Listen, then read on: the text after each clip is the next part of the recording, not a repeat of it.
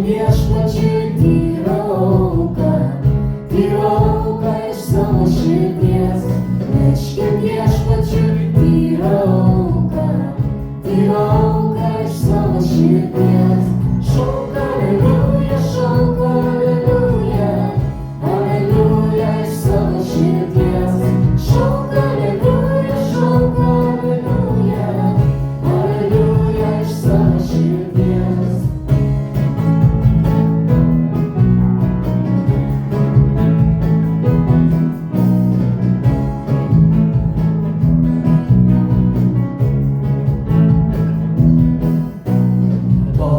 Viešpačiui giesmę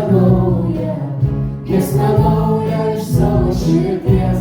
Giedokim viešpačiui giesmę naują iš savo širdies. Šauk aleluja, aleluja iš savo širdies. Šauk aleluja, aleluja iš savo širdies. Viešpačiui tyra auka iš savo širdies.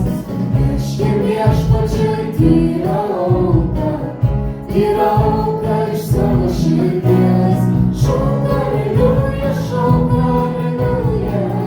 aleluja iš savo širdies. Šauk aleluja, aleluja iš savo širdies.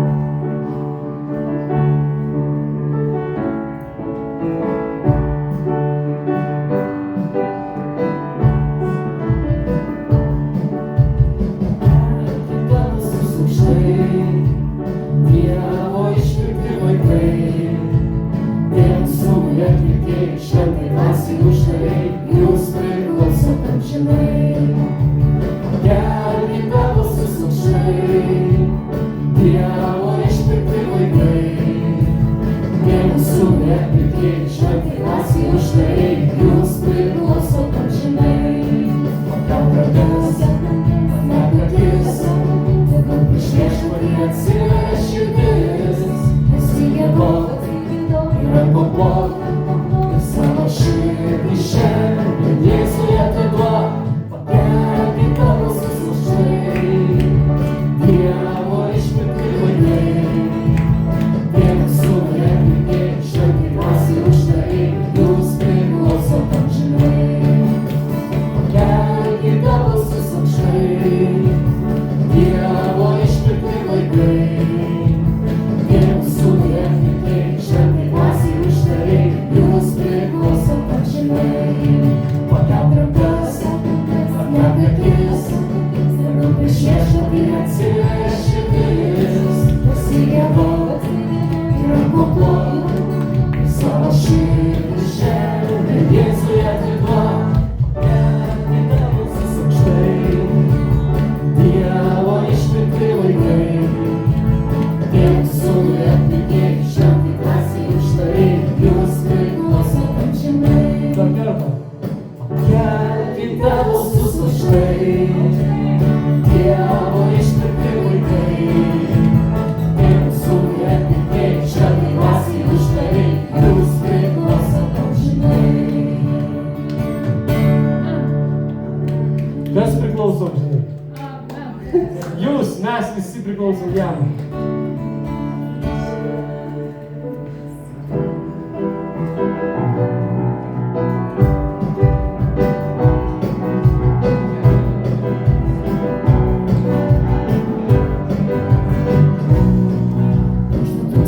Metų ant kryžiaus, už mūsų nuodėmes mirė žmogus. Trečią dieną jis prisikėlė, tai buvo Jėzus Dievo sūnus. Už 2000 metų ant kryžiaus, už mūsų nuodėmes mirė žmogus. Trečią dieną jis prisikėlė, tai buvo Jėzus Dievo sūnus. Mes patikėjom Jėzų, Tėvą, tu pripildei mus šventąja dvasia, todėl tarnausim mes ir mūsų namai vien tau. Mes patikėjom Jėzų, tavo vardą, tu pripildei mus šventąja dvasia, todėl tarnausim mes ir mūsų namai vien tau. Prieš 2000 metų ant kryžiaus, už mūsų nuodėmes mirė žmogus. Trečią dieną jis prisikėlė, tai buvo Jėzus Dievo sūnus. Prieš 2000 metų ant kryžiaus, už mūsų nuodėmes mirė žmogus. Trečią dieną jis prisikėlė, tai buvo Jėzus Dievo sūnus. Mes patikėjom Jėzų, tavo vardą, tu pripildei mus šventąja dvasia, todėl tarnausim mes ir mūsų namai vien tau. Mes patikėjom Jėzų, tavo vardą, tu pripildei mus šventąja dvasia, todėl tarnausim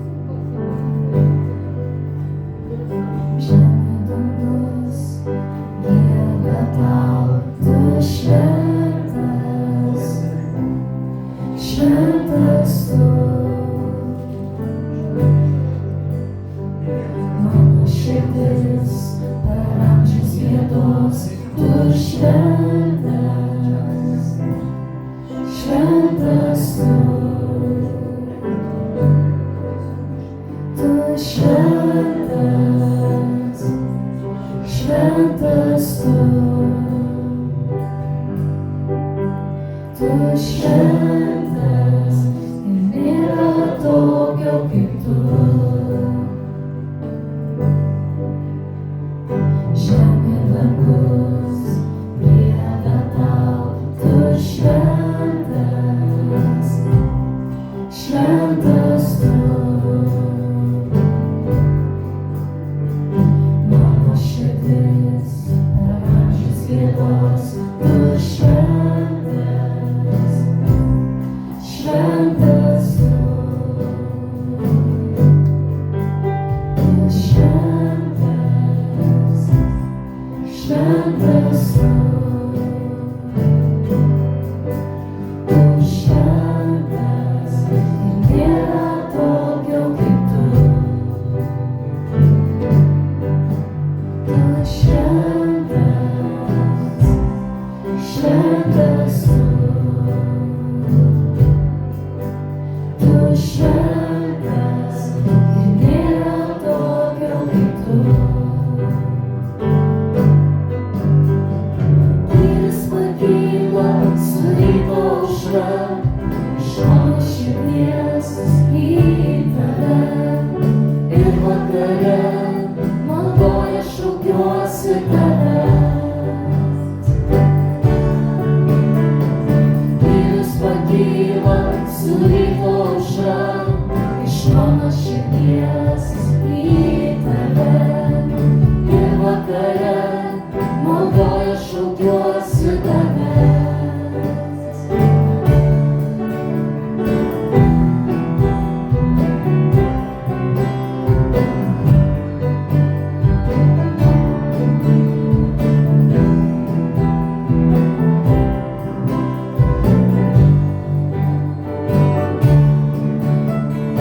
Tyris pakyla su ryto aušra, iš mano širdies į tave. Ir vakare maldoje šaukiuosi tavęs. Tyris pakyla su ryto aušra, iš mano širdies į tave. Ir vakare maldoje šaukiuosi tavęs. Tu šventas, šventas tu. Tu šventas ir nėra tokio kaip tu. Tu šventas, šventas tu. Tu šventas ir nėra tokio kaip tu.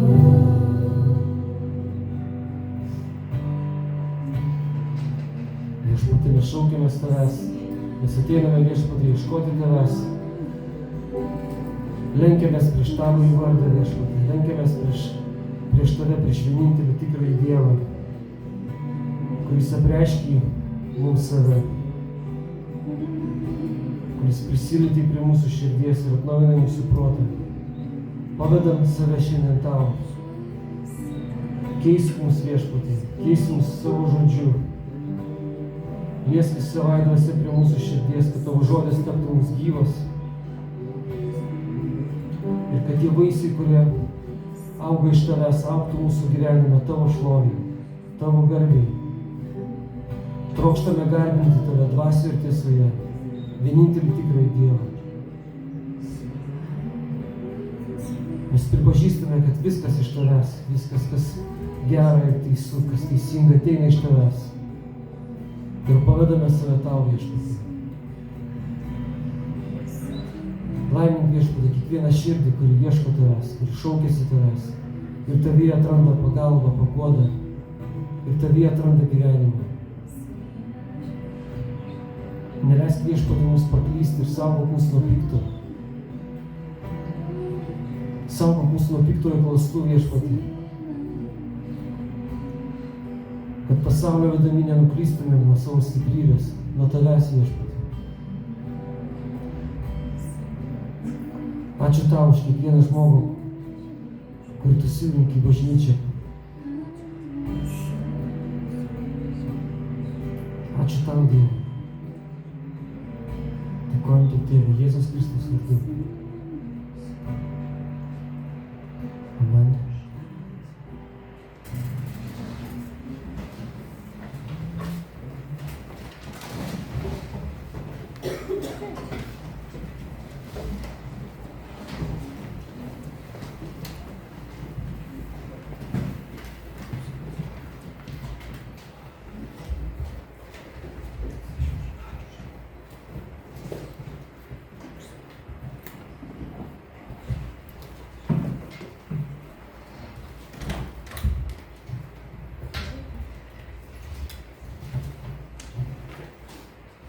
Kelinti šiandien metai.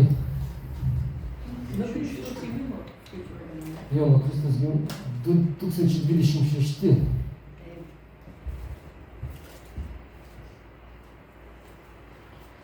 Kaip gyventi šiuo metu? Gera, smagu, viskas gerai pasaulyje. Šiaip valgyti turim. Visi. Stogą virš galvos. Visi turim. Šiandien sapnavau, kad raketos skrenda virš galvos. Gerai, kad buvo sapnas. Dar ne į Kėdainius skrido, kažkur tolyn skrido pro Kėdainius. Čia sapnas taip.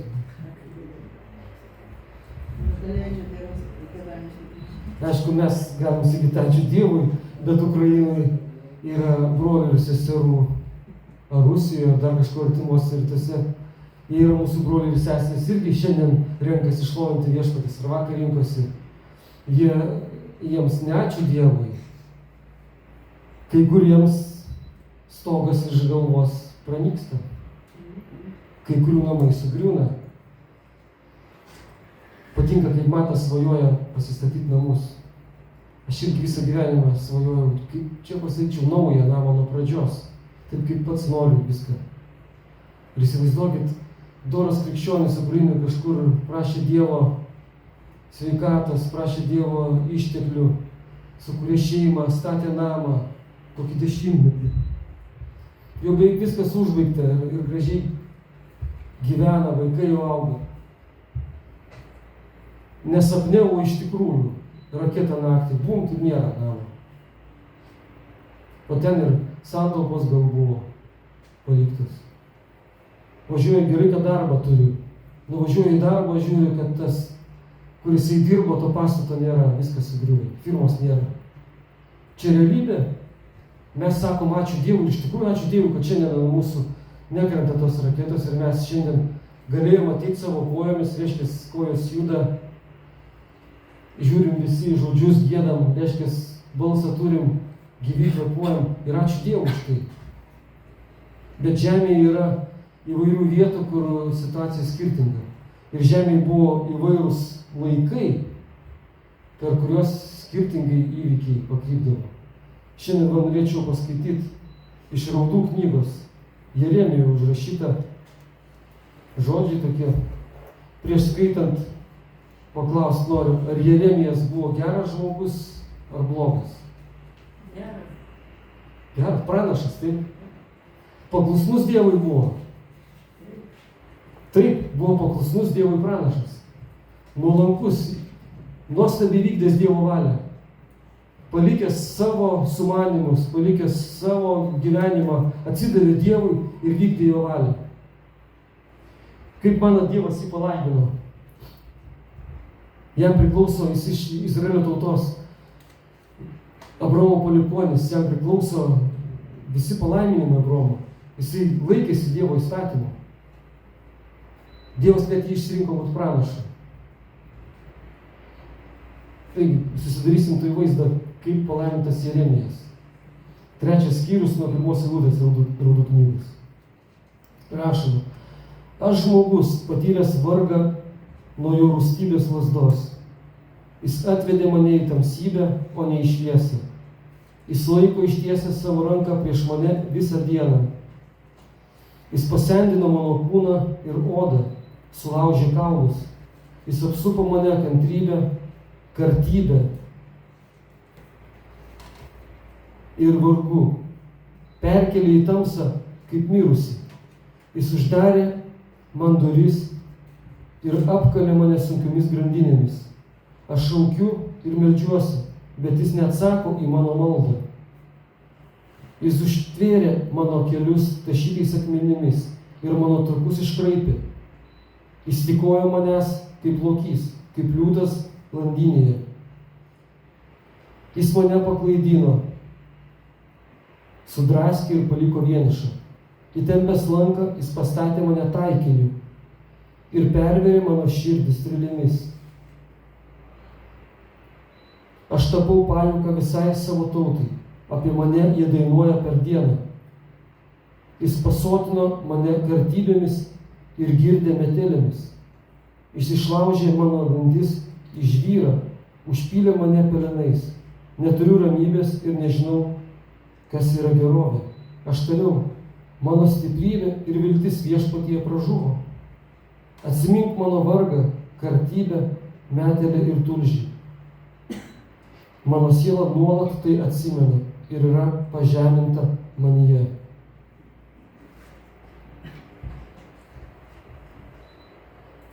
Kaip jums skundas, Jeremijo? Ar tai Abraomo palaiminimas?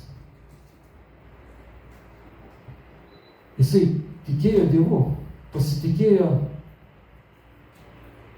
visagaliu Dievu sukūrusiu dangų ir žemę. Prisiminkime dar iš Seno testamento, pavyzdžiui, tokius vyrus Šedrachą, Mešachą, Abednego, Danielių. Danieliaus knygoje aprašyta istorija. Dievobaimingi vyrai buvo padaryti eunuchais.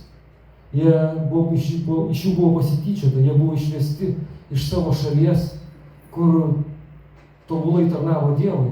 Netgi svetimoje šalyje jie nepradėjo garbinti stabų. Jie dėl savo gyvybės rizikavo savo gyvybę, tarnaudami Dievui. Bet ką jie turėjo? Kokį palaiminimą? Dievas kažką blogo jiems buvo sumanęs? Ar kodėl tai? Senas testamentas ir Naujam testamente Paulius, prieš skaitydami Maldų knygą toliau, atsiverskim 2 laišką Korintiečiams, 4 skyrių nuo 6 eilutės.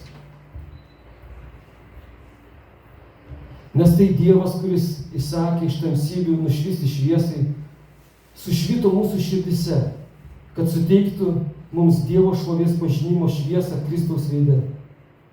Bet šitą turtą mes laikome moliniuose induose, kad būtų aišku, jog visa viršijanti jėgos apstybė iš Dievo, o ne iš mūsų. Mes visaip spaudžiami, bet nesugniuždyti, suglumę, bet nenusivylę, persekiojami, bet nepalikti, parblokšti, bet nežuvę. Visada nešiojame savo kūne viešpaties Jėzaus mirtį, kad ir Jėzus gyvybė apsireikštų mūsų kūne. Nes mes gyvieji dėl Jėzaus nuolat atiduodami mirčiai, kad ir Jėzus gyvybė apsireikštų mūsų mirtingame kūne. Taigi matom ir Naujam testamente Paulius. Ir jeigu skaitysime apaštalų darbus ir kitus laiškus, pamatysime, kad jisai patyrė daug baisių dalykų. Ir tai nepavadinsi, kaip šiuo metu sklando tarp krikščionių toks mokymas ir labai daug širdžių užėmęs yra ir paėmęs nelaisvę, kad aš karaliaus vaikas.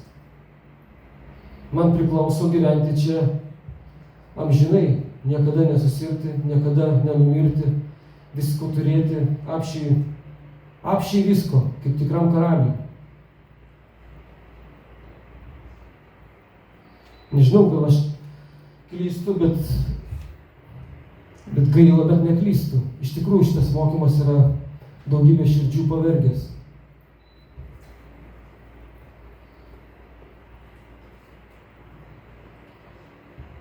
Dievo žodis moko, kad šitas kūnas nepaveldės dangaus karalystės. Dangaus karalystę paveldės naujas kūrinys. Dievas sukūrė naują kūrinį. Jau sukūrė. Ir mes turim to naujo kūrinio prigimtį savyje. Čia Paulius rašo Korintiečiams laiške, kad tas naujas kūrinys yra molinėme inde. Molio inde. Kas vertinga? Auksas molinėme puode ar puodas? Auksas. Kiek vertas puodas? Kai pamatai, kad yra auksas, matyta puodo vienodai. Svarbu auksas viduje. Užtat Paulius mokina, atnaujinkit savo protą. Romiečiams laiške rašo, kad mums reikia atnaujinti mūsų protą. Nes mūsų protas, senas, neatnaujintas protas, mąsto taip. Molis ir indas, o čia tai daiktas. O kas ten viduj? Nieko vertingo. Taip mąsto. Užtat žmonės rūpinasi savo kūnu labiau už viską, savo kūno patogumu ir nori, kad tas puodas amžinai čia žemėje būtų. Bet čia taip bus karšta vieną dieną, kad visi puodai pavirs į dulkes. Prieš kelis tūkstančius metų buvo taip šlapia, kad viskas virto nieku. Viską, ką statė žmonės, ką darė, liko viena šeima tik tai gyva. Ir gyvūnų kiek jie pasiėmė. O visa kita po vandeniu pražuvo. Dabar mes su mašina atvažiavom, kūrenam dinozaurais variklį. Dinozaurais, visokiais gyvūnais. Iš tikrųjų, jie virto naftą.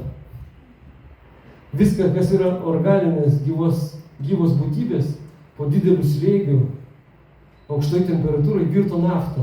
Ta nafta gamykloje paverčia į dizeliną ar benziną ir mes važiuojame. Neliko nieko. Tai va iš tų puodų, kurie dabar gyvena, irgi nieko neliks. Kalba vyksta apie amžinybę. Ten nebus nei skausmo, nei verksmo, nei liūdesio, blogų prisiminimų. Nebus jokio blogio. Tenai. Bet čia trumpą laiką reikia pakentėti. Mes kenčiam mažiau. Mes gyvenam patogiai. Ukrainiečiai kenčia daugiau. Jie šiuo metu jiems nepatogu. Žiūrėkit, praeis 50 metų, gal bus atvirkščiai. Visko gali būti. O gal ir mažiau.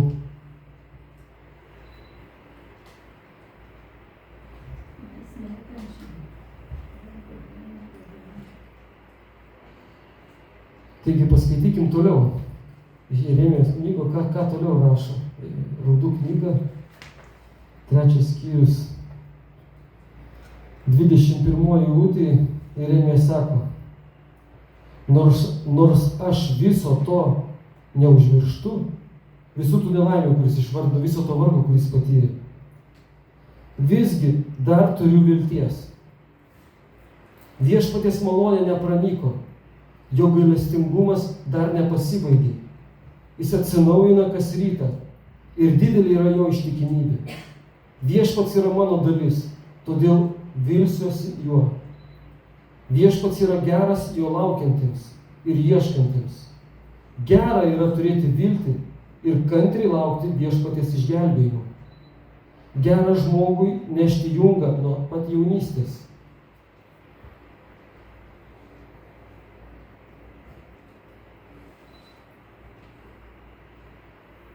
Jeremijas turi viltį beviltiškai situacijai, panašiai kaip ir Paulius.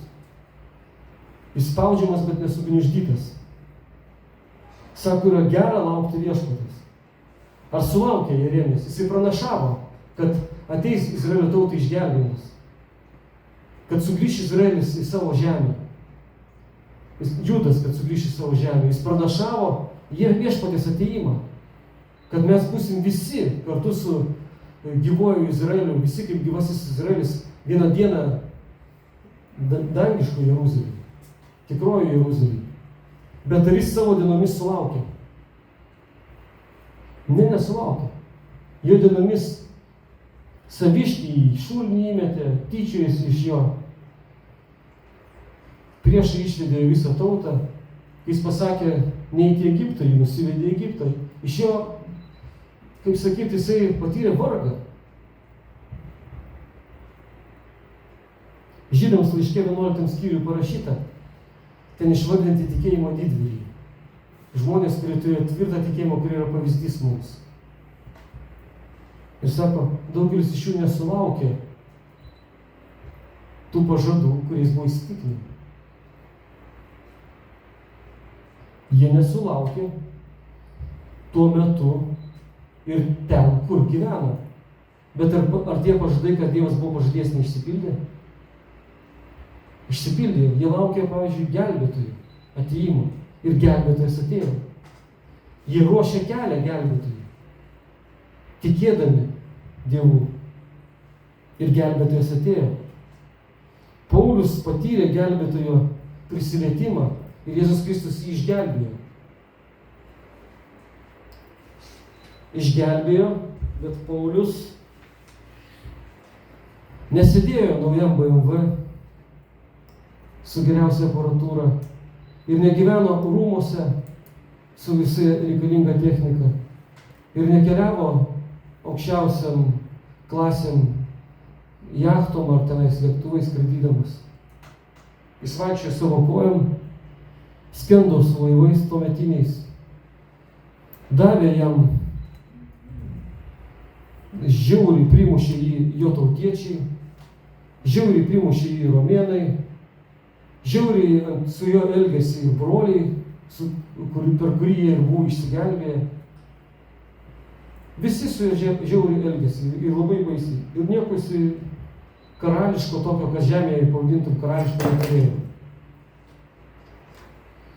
Bet jisai pasitikėjo Jeremijo pasakytais žodžiais. Gera yra turėti viltį ir kantriai laukti viešpaties išgelbėjimo. Dabar vertinama, kur vyksta stebuklai. Reiškia, Dievas tenais veikia. Kur išgydymai vyksta. Reiškia, ten Dievas veikia. Aš kai tikėjau tais metais, daugiau stebuklų vyko, žinot, per ką? Ne bažnyčiai, kur aš pradėjau vaikščioti ir mokintis gyventi naujai, bet per Kašpirovskį. Rimtai. Ir pasveikdavo žmonės, ir ten įvairiausi dalykai vykdavo. Paskui buvo kitas, nežinau, kuris ten daugiau pagydydavo, ne Kašpirovskis, buvo Sai Baba indas toksai. Ten iš vis auksas, dulkim. Daug kas žydė. Tai Sai Baba irgi stebuklus darydavo. O Saulius, nuo Senajame testamente parašyta, prašė Dievo, klausė jo, bet Dievas jam neatsakė. Neveikia. Stebuklų neparodo. Tai jis nuėjo pas mirusių dvasių šaukėją. Ir ten įvyko stebuklas. Atėjo Samuelis, pasišnekėjo su juo. Įvyko stebuklas. Ir žydai dėl to ir buvo ištremti, nes jie ne iš viešpaties laukia, o laukia, kad tik tai būtų. Kad tik tai būtų stebuklas. O ko reikia tam, kuris yra viešpatis? Ar stebuklo, ar pačio viešpatis? Erodas norėjo stebuklo, kai Jėzų atvedė pas jį. Surišta, parodyk stebuklus. Jis sakė, parodyk, išgelbėjau, išlaisvinsiu tave. Jėzus būtų pradėjęs tenais rodyti stebuklus, Erodas būtų jį išpadavęs. Greičiausiai. Bet Jėzus nerodė Erodui stebuklų. Jėzus atėjo į savo gimtinę ir parašyta, kad savo gimtinėje jis negalėjo padaryti stebuklų. Tai pasaulio kūrėjas. Visata laikosi ant jo. Ir jisai nedarė stebuklų savo tėviškai. Dėl netikėjimo. Bet jisai pasakė dar tokį dalyką. Sako, kiek našlių buvo Izraelyje Elio dienomis. Ir kiek jų patyrė stebuklą. Manot, viena našlė buvo Sareptos tam miestelyje. Daug našlių buvo, bet stebuklas vyko vienos našlės namuose. Kai Jėzus vaikščiojo žemėje, Izraelyje buvo daug ligonių. Socialinės apsaugos sistemos nebuvo, medicina nebuvo išvystyta, žmonės mirė jauni ir buvo daug ligų ir daug žmonių sergančių. Jėzus visus išgydė?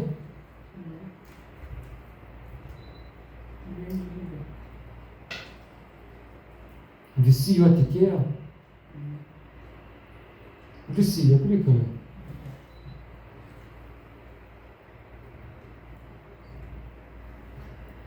Nuo tos eilutės toliau. Gera yra turėti viltį ir kantriai laukti viešpaties išgelbėjimo. Gera žmogui nešti jungą nuo pat jaunystės. Kokį jungą nešė Jeremijas? Ir jisai sako, kad gera.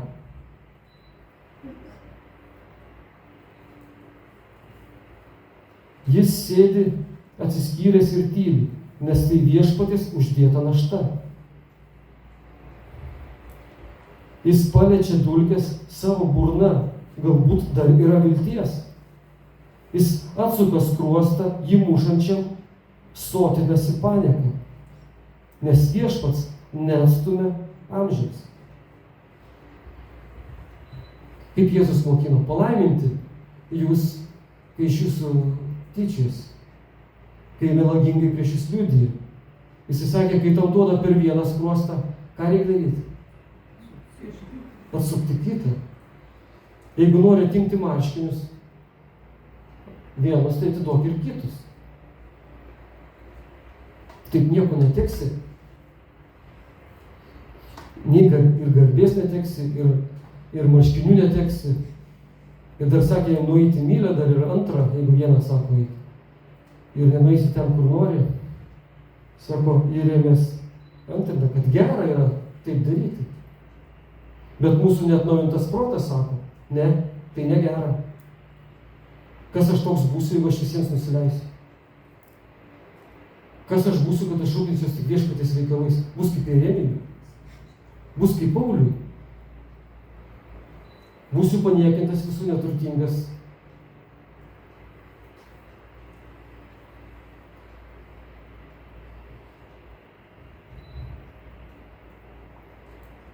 Žinot, kaip su puodu elgėsi.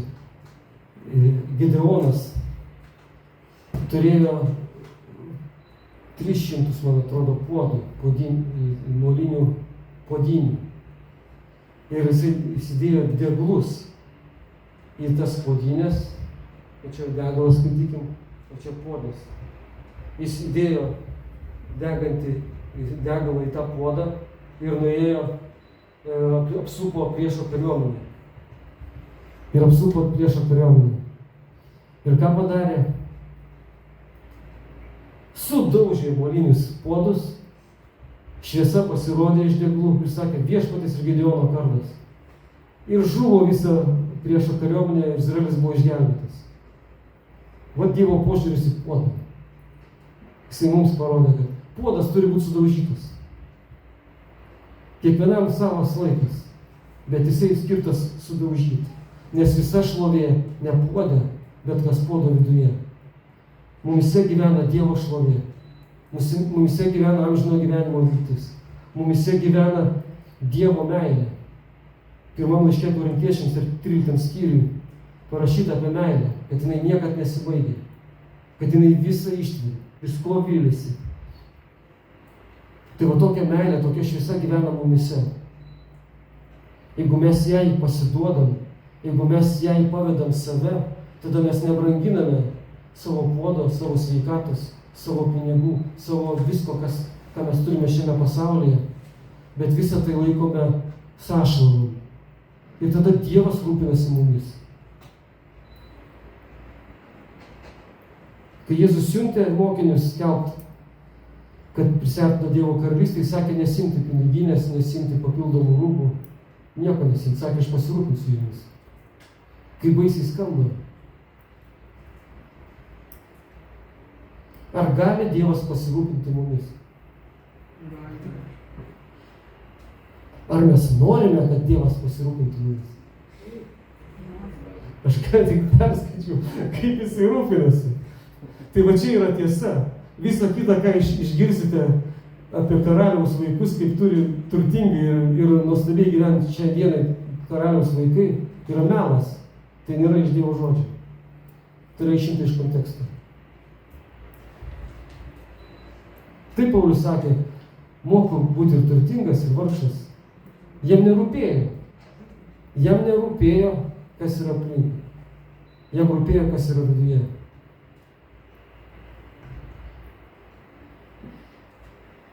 Bažnyčia pirmoji, kurioje veikia Dievo stebuklai Jeruzalėje, kuri buvo šitai palaiminta šventosios dvasios dovanom, kurioje Petras, Jėzaus mokinys, kurį Jėzus išsirinko, sako, ganyk mano avinėles, jai siuntė kitos bažnyčios pagalba, kad jie nemirtų badu. Jeruzalėje, ta bažnyčia pirmoji, ne tik, kad buvo persekiojama ir daug žuvo jų, bet po tų persekiojimų atėjo badas. Ne tik nepriteklius, o badas. Paulius nešė dovaną Jeruzalės bažnyčiai. Galatai rinko.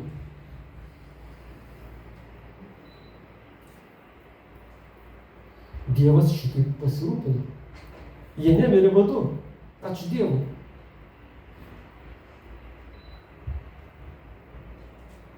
Bet jų neaplenkė badas. Jų neaplenkė persekiojimas. Jų neaplenkė, jeigu taip pasakysim, lygos. Kitoje vietoje rašoma, daug bėdų patiria teisusis, bet iš visų jų išgelbsti viešpats. Kaip ir Jeremija savo laiku, tada, kada viešpats nori. Kodėl Jeremijas patyrė tos visus sunkumus? Dėl to, kad Dievas teisė Izraelio tautą. Teisė už ką? Už nuodėmės Izraelio. Jeremijas tos nuodėmės nepadarė. Bet tauta padarė ir Dievas teisė tautą. Ir tarp teisiamųjų buvo ir pats Jeremijas. Bet jisai nesmerkė Dievo ir nekaltino Dievo. Jis atsidavė Dievui. Ir Dievas išgelbėjo savo laiku. Mes lietuviai, kaip sako, mums iš vis pašluota tupėt ir tylėt, jeigu kažkom dar būtume nepatenkinti. Nes, žinot, kaip sakė, kas pakrapštys mano akies vyzdį, Dievas, taip sakė. Tai sako, aš šitai pakrapštysiu. Tai jeigu kas ir krapštė Dievo vyzdį, tai lietuviai krapštė taip, kad dabar iš Dievo malonės mes čia esame. Šitiek žydų nužudyta. Kėdainiuose nieko nėra, nei vieno. Namai žydiški dar stovi, o žydų nėra. Krakės, nei namų neliko.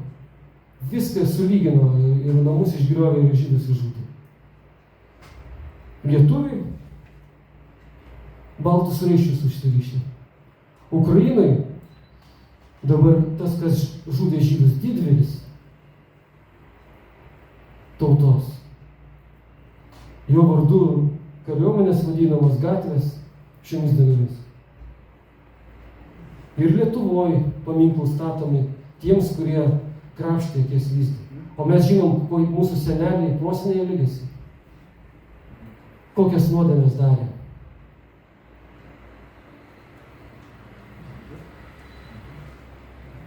Dar psalmę 9 noriu paskaityti.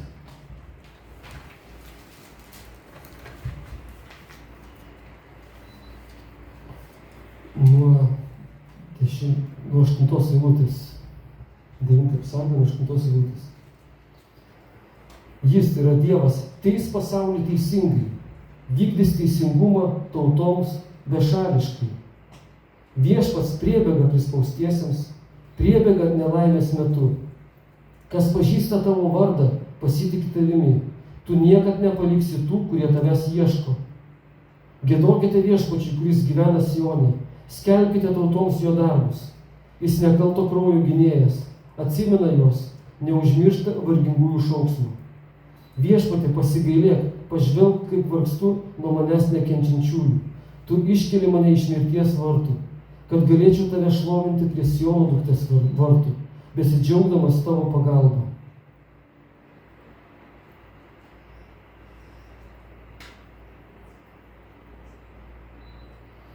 Dievas naudojo tautas, kad teisti kitas tautas.